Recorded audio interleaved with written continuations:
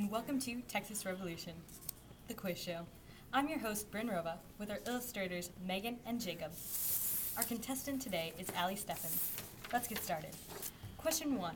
Who was the first American welcomed into Spanish Texas to start a colony? That'd be Moses Austin, a banker and business owner.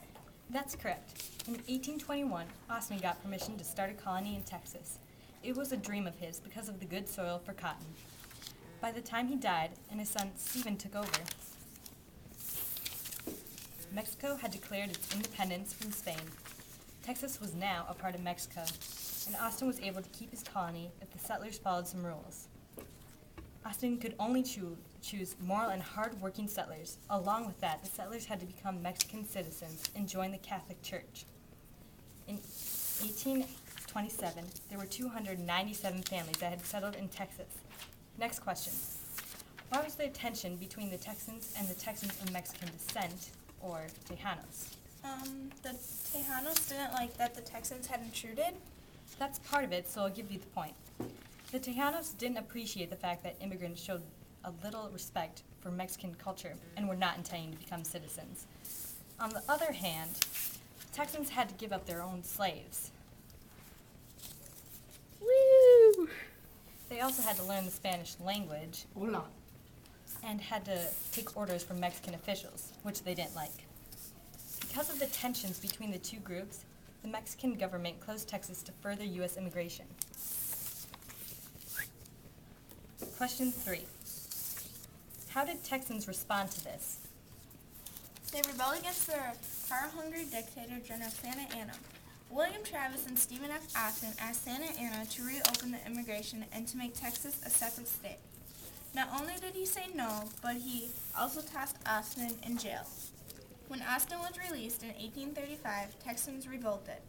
Santa Anna, waiting to crush the rebels, sent an army of 6,000 troops to Texas. That's correct. There's nothing else to explain there. On to question 4. What is the Alamo? The Alamo is a mission the Texans and Tejanos had to defend their town. Among them was Davy Crockett. I think you all know him. I sure do. The Alamo's defenders were vastly outnumbered, but only one man fled. He, of course, was a crybaby. Wah, wah, wah. William Travis and James Bowie, a well-known freedom fighter, led the Texans into battle against General Santa Anna. In the end, it wasn't enough, because every one of the Alamo's defenders was dead. Question 5. How did Texans win its independence? The Texans were enraged by the Alamo's loss. Sam Houston understood that rage and led the Texas Revolutionary Army on a surprise attack on Santa Anna's army. In the end, the Texans won and were granted independence. Once again, correct. That's the Texas War of Independence for you. You have 5 points so far, Allie. This last question is worth a total of 10 points.